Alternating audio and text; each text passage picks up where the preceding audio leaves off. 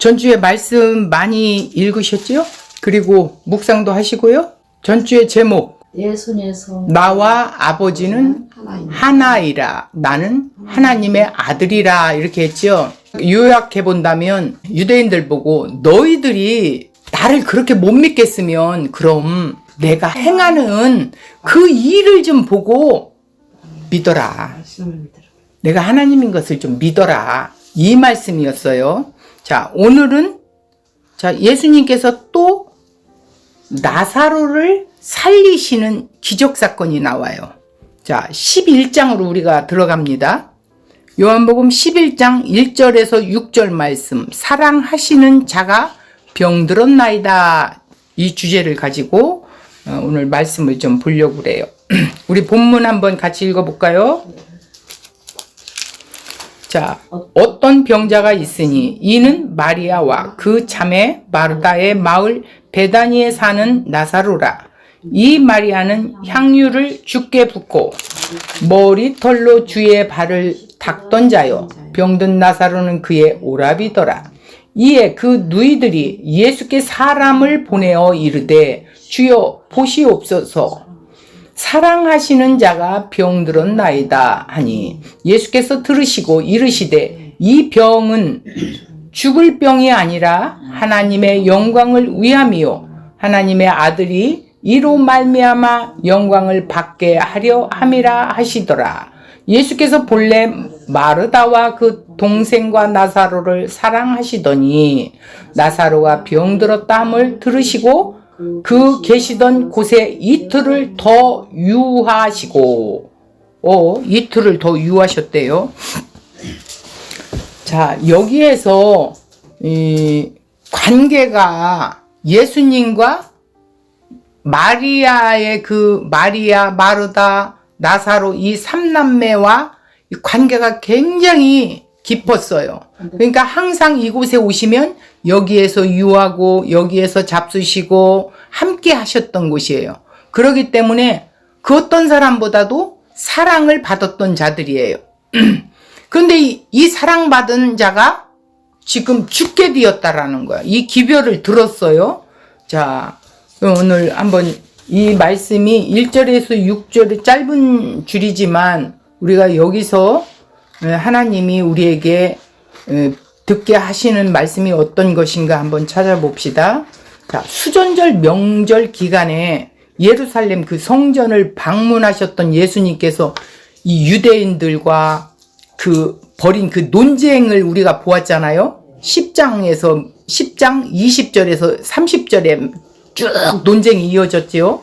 그리고 그 후에 예수님은 요단강 건너편에 가서 세례 요한이 세례를 베풀던 곳, 항상 그 요단강 이쪽 저쪽에서 예수님은 저쪽에서 세례 요한은 이쪽에서 이렇게 세례를 베풀고 우리 제자들이 다 저쪽으로 갔습니다. 이런 말씀도 나오고 그랬었지요. 기억나지요? 자, 그런데 이때 한 사람이 예수님에게 찾아와 마리아와 마르다의 그 전가를 받게 됐어요. 그 내용은 뭐예요? 오빠 나사로가 병들어 죽게 되었다라는 거예요. 빨리 좀 오십시오. 지체 말고 좀 오십시오. 이 간청을 한 거예요. 지금까지 예수님은 이러한 요청이 있을 때 예수님의 태도는 곧바로 병자의 집으로 찾아가 병을 고쳐주곤 했었어요. 마태복음의 8장에 보면 백부장의 믿음을 보고, 또 야이로의 그 사건, 또 뭐예요? 맹인을 고쳐준 사건, 여러 가지의 그런 것들을 보았을 때, 아니 이번만큼은 이상하게도 그와 정반대되는 모습을 보이고 있어요. 자, 그곳에 의도적으로 이틀을 더 지체하시면서 나사로가 죽기를 기다리신 것이에요. 사랑하는 자인데 예수님께서 이렇게 하신 의도는 무엇인지, 이틀을 통해 오늘날 우리에게 주시는 교훈은 무엇인지 본문을 우리가 살펴봐야 되겠습니다. 자, 1절에서 3절까지 한번 읽어볼까요? 어떤 병자가 있으니 이는 마리아와 그 자매 마르다의 마을 베다니에 사는 나사로라. 이 마리아는 향유를 주께 붓고 머리털로 주의 발을 닦던 자요 병든 나사로는 그의 오랍이더라. 3절 이에 그 누이들이 예수께 사람을 보내어 이르되 주여 보시옵소서 사랑하시는 자가 병들었나이다 하니. 자, 마리아와 마르다 자매는 신약 성경에 총 3번 이렇게 언급된대요. 누가복음 10장, 요한복음 11장, 12장 이렇게 막 나와요. 누가복음 10장은 베다니라는 마을을 지날 때 마르다가 예수님을 자기 집으로 식사 초대하게 되는 사건이 나오지요. 예수님이 이 초대에 응함으로 예수님과 그 두 자매의 친밀한 관계가 맺어지게 된 거예요. 자, 베단이라는 동네는 예루살렘 그 동쪽 약 한 3km 그 위치한 마을로 예루살렘을 방문하실 때 줄곧 베다니에서 머물고 계셨던 곳이에요. 그러니 그들과는 더 친밀한 관계가 되겠지요. 마르다의 적극적인 성격으로 예루살렘을 방문하실 때마다 자기 집에 유숙할 것을 요청하지 않았을까요? 그러나 어느 날 나사로가 중병에 걸리게 되자 사람을 보내 빨리 오셔서 나사로의 병을 고쳐주실 것을 요청했던 거예요. 이 3절에 보면 두 자매가 그냥 오빠 나사로가 병들었다고 하지 않고 당신이 사랑하시는 자가 병들었다고 이렇게 말을 했어요. 당신이 그토록 사랑했던 나사로가 지금 병에 어떻게 죽어가고 있으니 이제 나사로를 향한 당신의 사랑을 좀 입증해 주시지 않으실래요? 뭐 이런 거였어요. 이 예수를 향한 이 두 자매의 믿음이 어떤 믿음이었어요? 지난 1500년간 하나님께 보여왔던 믿음이고 오늘날 우리들에게 보여지는 일반적인 믿음이에요. 이것은. 자, 이스라엘 백성이 하나님께 요구했던 것은 자신들을 향한 하나님의 사랑을 확증해 달라는 거예요. 우리가 이렇게 열심히 행하고 열심히 지키고 열심히 하나님이 일을 하니 우리 좀 생각해 주시고 사랑해 주시고 해달라는 거예요. 확증 좀 해 주십시오. 이런 뜻이에요. 이스라엘 백성들은 자신들을 향한 하나님의 사랑을 성경을 통해 알고 있었대요. 구약 성경은 하나님께서 이스라엘을 어떻게 사랑했는지 보여주는 하나님의 자기 변증책이라고 할 수 있어요. 이러한 하나님의 사랑을 이스라엘 백성들의 삶의 현장에서 경험하지 못하고 있었다는데 문제가 벌어진 거예요. 그 하나님의 사랑을 경험해 보지 못한 거야. 그들의 삶의 현실은 주변 이방인들의 삶의 현실에 비교해 보았을 때 너무나도 열악하기 비참했어요. 이러한 삶의 현실 가운데 하나님이 자신들을 사랑한다는 말이 와닿지 않았던 거라는 거예요. 이들에게 하나님은 나는 야곱을 사랑하였고 에서는 미워했다라고 답하십니다. 그들에게 야곱을 향한 하나님의 사랑을 기억해 보라는 것입니다. 하나님의 언약의 계승자였던 야곱의 인생은 단 한순간도 어떻게? 육신적으로는 편한 적이 없었어요. 보세요. 늘 속이고 속는 삶을 살고 몰래 도망치는 삶을 연속했고 야곱이 하나님을 만났을 때가 있었습니다. 그러나 하나님을 만나면 대박이 터져야 되는데 그렇지가 않아. 그러나 하나님을 만난 야곱은 그의 꼬리뼈가 부러져 평생 지팡이를 짚고 살아야 하는 불구자가 되었을 뿐만 아니라 성경은 하나님의 사랑을 받았다고 하는 그 야곱의 인생을 어떻게? 세상이 볼 때 망하는 인생으로 기록해 놓은 거예요. 그런데 하나님은 야곱을 사랑하셨다고 말씀하고 있어요. 이스라엘은 이런 하나님의 사랑을 배워야 했던 거예요. 이러한 하나님의 사랑을 이해하지 못했고 결국 자신들의 간구에 응답하는 다른 신을 섬기는 길로 결국 갔던 거예요. 야곱의 현실의 삶은 평탄하지 않았습니다.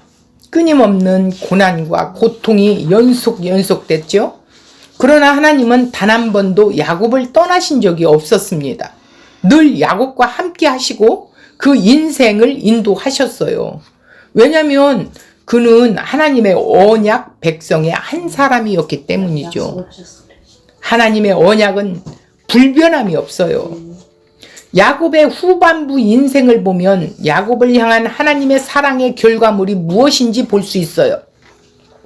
창세기 후반에 기록되어 있는 노년의 야곱은 한마디로 신령한 사람으로 변화되어 있었습니다. 하나님을 아는 자로 세워져 있었던 것입니다. 이것이 야곱을 향한 하나님의 사랑이었다는 거예요. 그러면 우리들에게도 역시 그렇겠지요? 현실 속에서는 하나도 변한 것도 없고 항상 그 모습이고 열악한 모습인데 우리가 예수를 알아가면 알아갈수록 말씀에 접하면 접할수록 우리가 조금씩 세상에서 멀어져 가는 것들이 보이지요. 그래서 결국은 하나님을 알아가는 자로 하나님이 우리를 세우신다는 거예요. 하나님의 자녀들을. 야곱의 인생길이 그랬다라는 거예요. 야곱의 인생을 통해 하나님께서 우리에게 보여주시고자 하는 한 가지 사실이 있습니다. 하나님을 아는 자로 만들어 가는 일이 하나님의 사랑이에요. 여기다가 표시 좀 해놓으세요. 중요한 부분입니다. 하나님을 아는 자로 만들어 가신다. 누가? 하나님이. 성령 하나님이 우리 가운데 계시지 않습니까? 그래서 우리를 죄에 대하여 의에 대하여 심판에 대해 책망하시면서 우리를 하나님을 아는 자로 견인해 가면서 하나님의 사랑을 결국은 느끼게 되는 거예요. 이 세상 사람에게 이러한 하나님의 사랑은 주어지지 않았어요. 언약 백성들인 교회에게만 허락될 뿐이죠. 믿음과 상관없이 교회만 왔다 갔다 하는 자들은 이 세상에 잘되고 못 되고가 하나님의 사랑이라고 생각해요. 잘 되면 하나님의 사랑을 받은 자고 못 되면 하나님 앞에 뭐 했다고? 아이고, 하나님은 자신이 에서를 미워했다고 말씀하십니다. 에서는 이 땅에서 형통한 삶을 살았어요. 그의 삶이 어떤 줄 아세요? 승승장구하는 삶이고 야곱을 만나러 올 때도 어떻게 했어요? 400명의 그 사병을 이끌고 올 정도로 대단한 거부였어요. 거부였던 아브라함이 318명의 사병, 아브라함이 아니라 저기죠. 여기 아브라함 있었는데. 아니 여기는 에서지요. 에서가 사병을 거느리고 있던 것만 비교해 보아도 에서가 얼마나 부와 힘을 어떻게 했어요? 소유한 세력가였는지 알 수 있게 되는 거예요. 그리고 그 후손들도 얼마나 번성해서 한 민족을 어떻게? 네. 이를 정도였다라는 거죠. 이렇게 현실의 삶에서 승승장구했던 에서에게 주어지지 않았던 것이 하나가 바로 하나님을 아는 지식이 없었다는 것입니다. 그렇게 하나님을 아는 지식을 허락되지 않았다라는 거예요. 참 안타까운 일이죠. 이 세상에서 자기가 원하는 삶을 마음껏 누리며 살았어요. 그러나 하나님이 어떤 분인지 알지 못하는 자로 인생을 맞춰야 했던 것입니다. 자, 우리도 여기서 똑똑히 바로 알아야 할 것은 자녀가 잘 되고 집 한 채 더 사고 또 좋은 대학을 자녀들이 가고 이러면 막 승승장구해서 하나님이 축복을 주었다고 해요. 그런데 그 속에 빠져서 하나님을 알아가는 데는 관심이 없어. 맞아요. 근데 교회에 와서 하나님 앞에 축복받았다고는 해요. 근데 하나님이 그들을 안다고 할까요? 나는 너를 도무지 모른다 이러실 거예요. 왜? 그도 모르니까. 그도 하나님을 모르니까. 우리가 이 점에서 우리의 옛 모습을 보게 되는 거예요. 네. 그러나 하나님이 어떤 분인지를 알지 못하는 자로 인생을 맞춰야 했던 거예요. 에서는 죄 문제를 해결받지 못한 채 죽음을 맞이해야 했던 것입니다. 하나님은 에서에게 자신을 계시하지 않았어요. 하나님께서 내가 에서를 미워하노라 하신 말씀의 뜻이 바로 이것이에요. 하나님을 알지 못한 채 죽음을 맞이해야 했던 것입니다. 이 세상에서 텅텅거리고 자기가 하고 싶은 거 다 누리며 살았지만 자신의 죄 문제를 해결받지 못한 채 죽음을 맞이해야 했던 거예요. 이것이 하나님의 사랑을 받지 못한 에서의 삶이었습니다. 그러나 하나님은 야곱을 사랑하셨어요. 하나님은 야곱과 함께 하시며 하나님을 아는 자로 만들어 놓으셨습니다. 그의 현실의 삶은 고난이 연속이었지만 그는 자신의 죄 문제를 해결받고 죽음을 맞이할 수 있었던 것입니다. 영생을 소유한 자로 삶을 마쳤던 것입니다. 내가 야곱을 사랑했다고 하나님의 말씀이 바로 이런 의미입니다. 이해가 되시죠? 자, 4절, 5절, 6절을 읽어볼게요. 예수께서 들으시고 이르시되 이 병은 죽을 병이 아니라 하나님의 영광을 위함이요 하나님의 아들이 이로 말미암아 영광을 받게 하려 함이라 하시더라 이랬어요. 예수께서 본래 마르다와 그 동생과 나사로를 사랑하시더니 나사로가 병들었다 함을 들으시고 그 계시던 곳에 아이고 이틀을 더 유하시고 자 나면서부터 맹인으로 태어난 것으로 인해 하나님이 하시는 일을 나타내시고자 함이라고 하셨어요. 요한복음 9장 2절에서 3절 하나님의 일로 인해 맹인으로 태어난 자의 입장에서 볼 때는 너무 불공평한 일이 아닐 수가 없지요. 자, 그러나 토기장이에게 왜 나를 이런 그릇으로 만들었냐고 항의할 수 있어요, 없어요? 없지요. 왜냐하면 토기장이에게 모든 그릇이 다 필요하기 때문입니다. 우리들의 삶에 벌어지는 일들을 인간 중심으로 바라볼 때 어떤 일은 좋지 않은 일이고 어떤 일은 좋은 일이고 이렇게 구별되어 있어요. 그러나 하나님의 관점으로 보면 모든 일들은 하나님이 하시는 일을 나타내고자 하는 하나님의 일일 뿐이라는 거예요. 이것이 하나님이 세상 일을 바라보시는 방식입니다. 하나님과 단절된 세상 사람에게 이러한 말은 쾌변, 말도 안 되는 말이라는 불과하다는 거예요. 이들에게 하나님의 일은 보이질 않습니다. 모든 일은 사람들이 행한 일을 결과물들일 뿐이죠. 과거의 역사를 통해 교훈을 얻고 실수를 줄이고 이렇게 하면 더 나은 삶을 살 수 있을 거라고 생각합니다. 그들이 놓치고 있는 것이 이 세상의 모든 일은 하나님의 일의 결과물이라는 사실인데 그들은 모르지요. 이러한 하나님의 일을 보게 하기 위해 우리에게 영의 눈을 허락하십니다. 눈이 주어진 자들이 복 있는 자라는 거예요. 잘 사는 게 복 있는 자가 아니라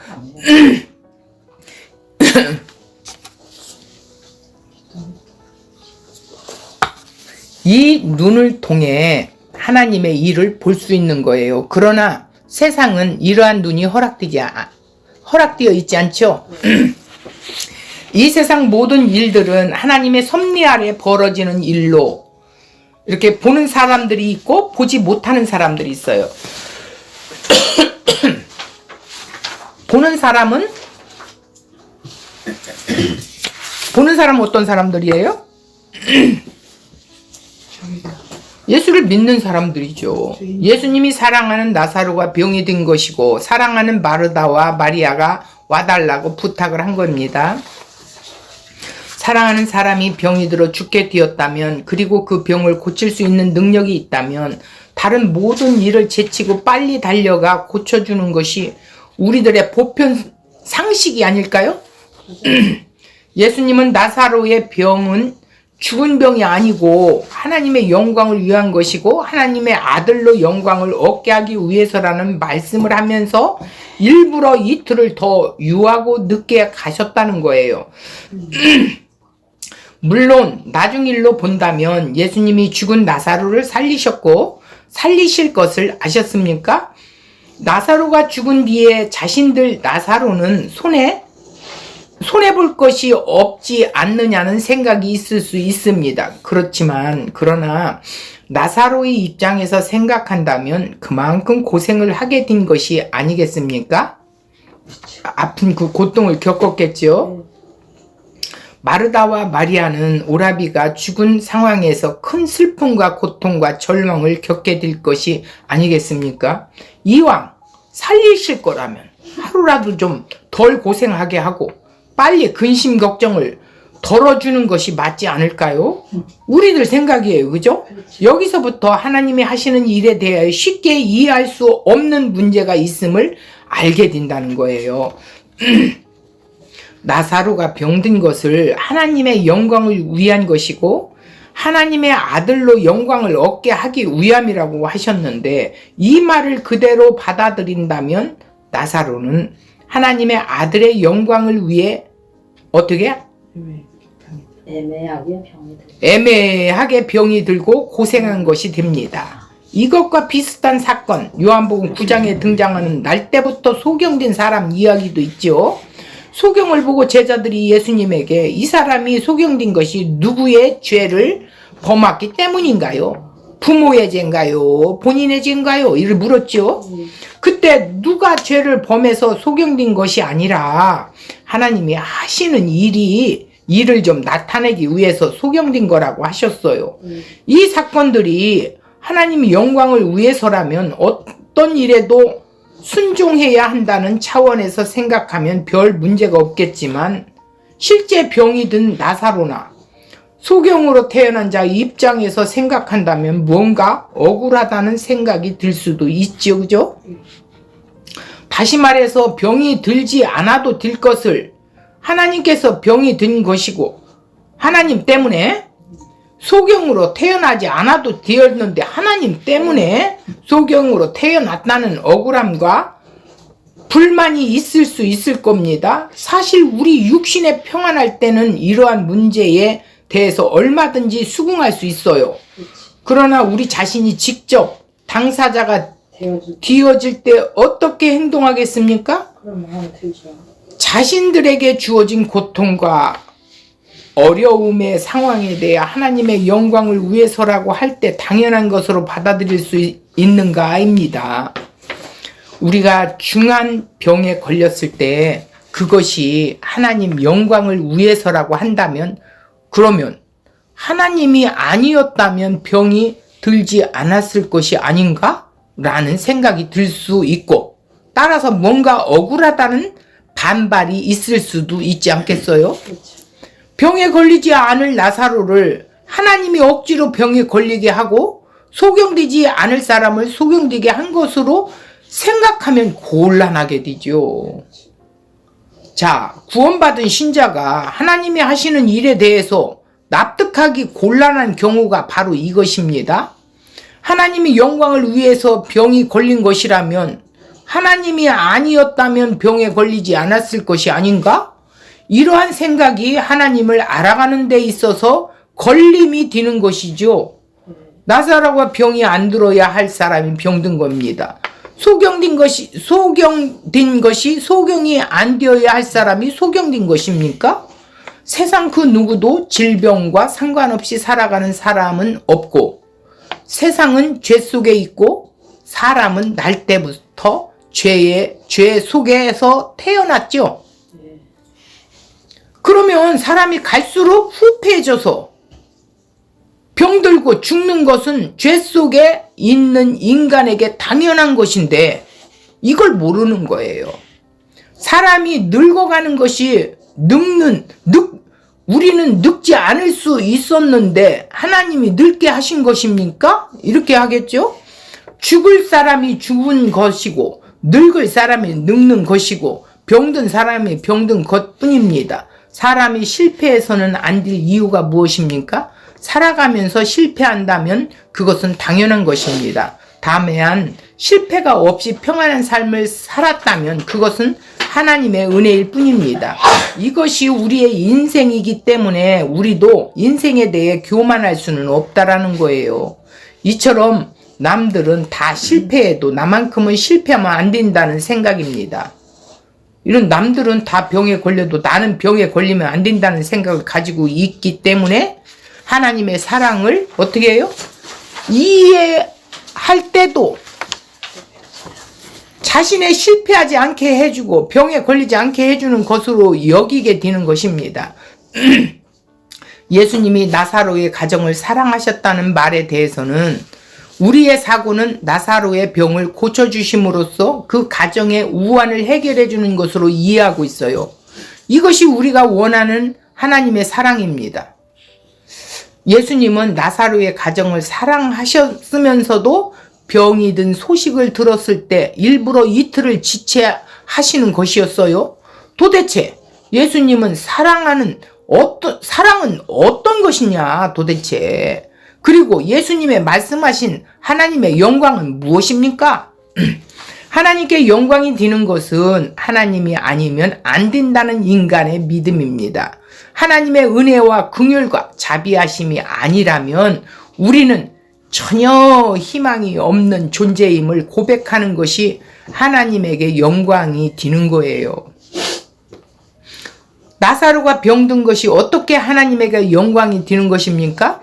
나사로 병든 것은 병이 들지 않아야 할 사람이 병든 것이 아니라 죄 속에 있는 인간의 연약함을 보여주는 것이 당연한 거예요. 이 병을 고치는 분으로 예수님이 등장하시고 예수님이 인간의 병을 고쳤던 것은 단지 육신의 질병을 고쳐주시는 차원이 아니에요. 뭐예요? 죄 속에 있는 인간의 연약함을 짊어지기 위해서 오셨음을 보여주시는 일입니다. 그런 나사로의 경우에 병을 고치시는 것이 아니라 아예 죽기를 기다렸던 거예요. 자, 그리고 죽은 자를 고치심으로써 예수님이 누구신가를 나타내 보이는 거죠. 아, 이분이 신이시구나. 하나님의 아들 그분이시구나. 그리스도이시구나. 이걸 알게 하기 위해 나타나는 거라는 거예요. 나사로가 죽기를 기다리신 것은 인간의 존재가 전혀 희망이 없음을 보여주기 위함이었다. 인간은 죽을 수밖에 없는 존재다. 죄의 싹은 사망이니까. 이렇게 볼 때 예수님의 사랑은 지금 당장 병을 고쳐주심으로써 육신의 고통에서 벗어나게 하는 것이 아닙니다. 아니에요. 희망이 없는 인간을 고쳐주셔서 생명으로 인도하시는 것을 말하는 거예요. 그러니까 죄의 싹은 사망, 죽음밖에 없는, 희망이 없는 그 인간에게 생명을 주시는 분이 누구냐는 거예요. 이거를 보여주기 위해서 그냥 아예 죽기까지 기다렸던 거예요. 나사로가 병들고 죽은 것은 죄 가운데 있는 인간의 운명 그대로 부여주신 거죠. 아, 병들면 저렇게 해서 죽는 거구나. 이걸 보여주었어요. 자, 여기서 또 한 가지는 절망의 상태인 인간을 보여주고 그 인간에게 찾아오셔요. 누가? 예수님이 친히 죽은 자를 일으키심으로 인해서 인간의 생명은 누구에게 있다? 오직 예수 그리스도로 되어짐을 보여주시는 거예요. 이것이 하나님의 아들에게 영광을 얻게 하는 것이죠. 나는 절망의 상태인 죄인에 불과한데 예수님의 은혜로 일으킴을 받았음을 고백하는 거예요. 이것이 하나님의 아들이 영광을 얻으시는 것이라는 거예요. 그러니까 우리도 죄로 인해서 지금 죄와 사망에서 죽을 수밖에 없는 죄의 종로로 속에 갇혀 있었는데 예수 그리스도가 오셔서 우리를 그곳에서 건져내 주셨지요. 그죠? 네. 그분이 누구냐는 거예요. 그분이 오늘 이 나사로를 살리신 생명을 부여해 주는 분이 누구냐는 거예요. 이거를 오늘 보여주기 위해서 나사로를 이틀을 더 죽도록 유하고 있었던 거예요. 기다리고 있었던 거예요. 하나님이 하신 일에 대해서 왜 이렇게 하십니까? 반발을 가진다면 아직 하나님께 항복하지 않았다는 증거물이에요. 그런 자는. 하나님은 이러한 자를 항복시키기 위해서 일하시는 것입니다. 우리를 실패하게 하셔서 너는 실패할 수밖에 없는 인간임을 아느냐? 이렇게 물으신다는 거예요. 그래서 우리에게 많은 고난과 시련들을 주시는 거예요. 또 질병이 있게 하셔서 너는 병들 수밖에 없는 약한 존재임을 알게 한다라는 거예요. 너 그거 알고 있어? 이렇게 물으신다는 거예요. 그 물음 앞에서 나는 이런 존재에 지나지 않습니다. 예수님 나에게 오셔서 어떻게 하라고? 나를 일으키시는 은혜와 사랑이 아니면 나는 절대로 희망이 없는 존재에 지나지 않습니다. 이렇게 고백의 믿음을 하는 자들이 나타난다는 거예요. 예수님의 이것을 보고 이런 믿음으로 예수님에게 나갈 때 그것이 하나님께 영광이 되는 거예요. 그래서 나사로를 죽게 놔둔 거예요. 죽게 놔둔 건 뭐라고요? 죄의 싹은 사망이기 때문에 죽음을 보여주는 거예요. 그런 자를 찾아오셔서 예수님이 친히 찾아오셔서 나사로야 일어나라 하는 것처럼 우리의 영과 육을 살리신다라는 거예요.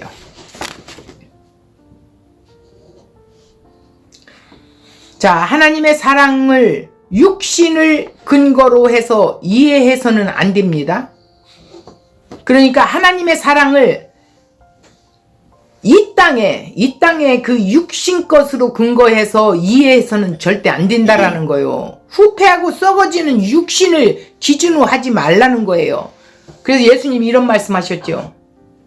너희는 썩을 양식을 위하여 일하지 말고 썩지 아니할 양식을 위해서 일해라. 이 소리가 뭐예요? 바로 오늘 여기서 말씀하고 있는 거예요. 영원한 생명을 기준으로 해서 하나님의 사랑이 어떤 것인가를 생각하셔야 한다라는 거예요. 우리에게 지금 이 요구를 주신 거예요. 그럴 때 비록 지금 순간은 어려움이고 고통일 수 있는 것 안에서 이런 고통, 어려움, 많은 것들이 있어요. 그런 안에서 하나님의 사랑이 담겨 있음을 깨닫게 된다라는 거예요. 그런 속에서도. 자, 우리의 마음을 실패와 어려움 속에서 마치 하나님이 나를 사랑하지 않으시는 것처럼 느껴지는 것은 인간의 좁은 소견일 뿐이죠. 왜 그렇잖아요. 어떤 문제가 야기돼서 막 감당할 수 없는 막 어려움이 왔어 지금. 내 눈에 보일 때 모습이에요. 하나님 보실 때가 아니라 내 눈에 볼 때. 그런데 너무 힘들어요. 정말 하나님이 계십니까? 엄마 그랬어. 예. 지난날 우리도 그랬어요. 안 보여. 복음이 없을 때는 정말 하나님이 계신 거예요. 보여주세요. 막 이랬었단 말이에요. 맞아. 자, 하나님의 사랑이 무엇인지에 대해 무지의 결과물이라는 거예요. 하나님의 사랑에 무지하였다라는 거예요. 결국은 성경에 눈이 맹인이 되어 있었다라는 거예요. 하나님은 우리의 영광을 위해서 일하시지 않아요. 당신의 영광을 위해서 일하지. 우리는 단지 하나님께 영광을 돌리는 피조물일 뿐이에요. 오히려 하나님의 영광을 위해서 일하십니다. 우리는 하나님의 영광을 위해서 부름을 받은 존재인데 착각하면 안 된다라는 거예요. 그러므로 살아가면서 어떤 일을 겪든 그것으로 억울해할 필요가 있어요, 없어요? 없어요. 없어요. 힘들게 살든 병으로 고생하든 모든 것은 죄로 된 우리에게 증상들로 오는 것이 당연하다는 거예요. 죄의 증상들로 나타나는 뭐요? 결과물이기 때문에 당연하다는 거예요. 근데 이거를 놓치고 있기 때문에 왜 남은 안 그런데 나는 왜 그래? 이게 나오는 거예요. 왜 하나님의 사람들은 겸허하게 받아들이면서 뭐라고 그래요? 죄의 결과물로 이렇게 튀었구나. 그러면서 하나님, 나는 이렇게 죽을 수밖에 없는 죄인입니다. 나를 불쌍히 여겨주시옵소서 하면서 주님을 찾고 또 찾는 거예요. 그러면서 주님을 더 알아가면서 어떻게 한다고? 하나님을 알아가는 사람으로 우리를 빚어간다라는 것이죠. 누가? 예수님이 우리 안에 오셔서 성령을 통하여 우리를 빚어내시는 거예요. 그렇게 하나님을 알아가는 자로. 그래서 이제 그분이 우리를 통치하고 다스리는 것을 느끼면서 하나님의 나라를 누리는 거죠, 우리가. 근데 예수를 믿는다고 하면서도 하나님의 나라를 여기서 맛보지 못한다면 그건 가짜지요. 진짜가 아니죠. 아니면 내가 지금 갓 태어나서 이제 엄마 아빠를 알아가는 과정 속에 지금 겨우 들어간 자인지, 아니면 전혀 태어나지도 않았는데 태어난 척하고 지식의 머리로만 예수를 믿으며 내 현실의 욕망을 채워달라고, 안 되면 짜증나고 안 되면 분노가 일어나고 내 안에 막 나도 모르는 분노와 혈기가 일어날 때는 반드시 해야 할 게 있어요. 나는 죽은 자야. 2000년 전에 이미 예수와 함께 죽은 자라고. 죽고 내가 예수와 함께 살아난 것은, 그리스도와 함께 살아난 것은 뭐요? 내가 아니요, 이제는 그리스도와 함께 사는 자지. 내 맘대로 사는 자가 아니라는 말이야. 그래서 그런 분노가 일어나고 절제가 되지 않는 것은, 내가 예수의 이름으로 명하노니 너 암흑의 바퀴수기는 죽었어. 내가 사는 것은 그리스도와 사는 거야. 이렇게 당당하게 선포해 하면 내 이 악이 지배를 당해. 뭐한테? 성령한테. 그래서 내가 조금씩 이제 예수님의 말씀이 능력이라고 했잖아. 내가 그 말씀을 붙들고 나도 나갈 때 능력이 나타나는 거야. 능력이 나타나는 거야. 그래서 내가 예수님을 더 알아가고 이제 그 생수가 강같이 흘러 넘치도록 내 안에 채워지면 이제 막 나누는 삶을 살게 되는 거야. 복음을 나누는 거야. 복음을 나누는데 이게 막 능력이 돼서 또 저 사람이 또 다른 사람을 능력 있게 양육을 할 수 있는 거야. 왜 이거를 못하냐는 거예요. 왜 목회자들만 해야 되냐는 거예요. 신학교에 나와야만 하나? 신학 나온 사람이 양육시켜서 그 성도들한테 지금 이렇게 양육을 시키잖아, 지금. 맞아요. 그래서 전 세계까지 이 복음이 전파되어야 되잖아. 맞아. 어떤 걸 보고 복음을 전하라는 거예요. 알려주지도 않으면서. 우리가 알아야 할 것은 그분이 누구냐는 거예요. 오늘 그분이 우리에게 생명을 주시는 자다. 예수 그리스도가 죄에서 갇혀있는, 지금 죽음으로 떠내려가는 사망 속에 있는, 공허와 허공 속에 있는, 무질서 속에 있는 저들 속에서 하나님이 창조로 건져내신다. 우리가 창세기 공부해서 알잖아요. 얼마나 이게 연결이 돼 있어요. 맞아. 예수 그분이 창조주이시고 그 말씀이 뭐요? 말씀이 생명이라는 거예요. 생명. 빛이 빛으로 오셔서 어둠을 어떻게 해요? 몰아내지요. 어둠 속에 있는 자를 빛으로 건져내지요. 그분이 하나님의 아들이요 생명을 주러 오신 자다.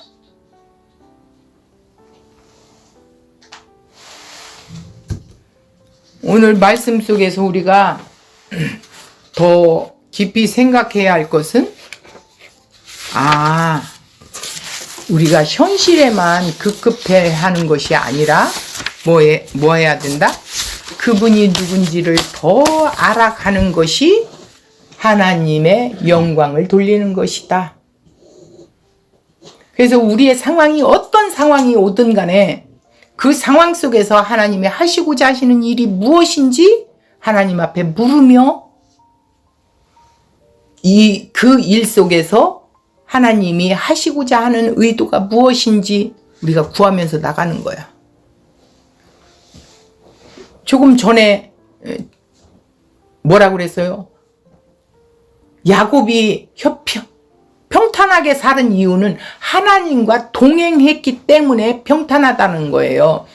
삶은 고통스러웠지만 육적으로 볼 때는 속고 속이고 어렵게 살았지만 몸이 성하지 못하게 절름발이로 되어 있었지만 형통했다라는 게 뭐냐면 형통이라는 것은 상황을 초월해서 하나님과 나와 늘 함께 하느냐요. 요셉도 마찬가지예요. 팔려가고 누명 세워서 감옥에 투옥 뛰고 그런데도 그 속에서도 감사함으로 나간 건 하나님 내 옆에 계셔. 늘 나와 함께 계셔. 그래서 그는 형통했더라 이래. 그러니까 막 요셉의 형통을 달라고 막 기도하고 난리가 났어. 그러면 요셉과 같이 그 고통을 받아보고 싶은가 보죠? 그거는 다 빼놓고 그렇지. 요셉과 같이 부하다는 거예요. 그렇지. 뭐 총리가 된다라는 거예요. 애굽이 총리가 되겠다. 그게 뭐냐면 죄악 속에서 죄악의 결과물들로 우리가 고통을 받고 있잖아요. 이것을 우리가 보고 있으라는 거예요. 죄로 인해서 이런 결과물들이 일어나게 된다. 증상들이 이렇게 나타난다라는 거예요. 그런데 너희는 좌절하지 말고 그럼에도 불구하고 그 속에서 생명을 영원한 생명을 우리에게 주시는 누구를 바라봐라? 예수 그리스도 하나님의 아들 그분을 바라봐라. 너희를 그 죄와 사망 속에서 건져주신 그분이 누구냐는 거예요. 자신을 십자가에 내주기까지 사랑하시는 그 예수님의 사랑이 우리에게 이제 예수님을 알아가면서 절절하게 우리 안에 젖어드는 거예요. 그래서 우리가 이제 천국 백성으로 살아가는데 이 땅에서 우리는 잘 살고 못 살고 이걸 논하면 안 돼요.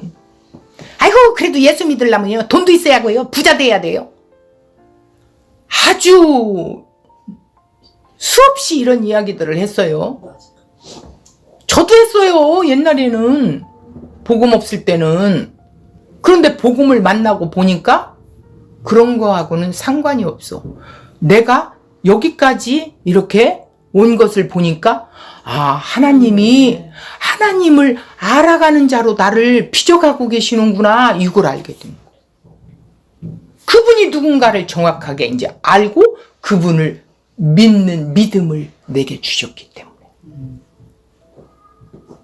대속과 그 의롭담으로 나를 의롭다 여겨주셔서 그 예수님의 의를 나에게 여겨주셔서 하나님이 나를 볼 때 나는 그냥 그런데 보잘것없지만 하나님이 뭐요? 예수님의 의를 보고 나를 의로 여겨주는 거야. 그러니 얼마나 감사한 거요. 상속자가 됐대. 예수님과 함께 더불어 상속자가 됐대. 그러니 어떻게 하라고? 그러므로 너희는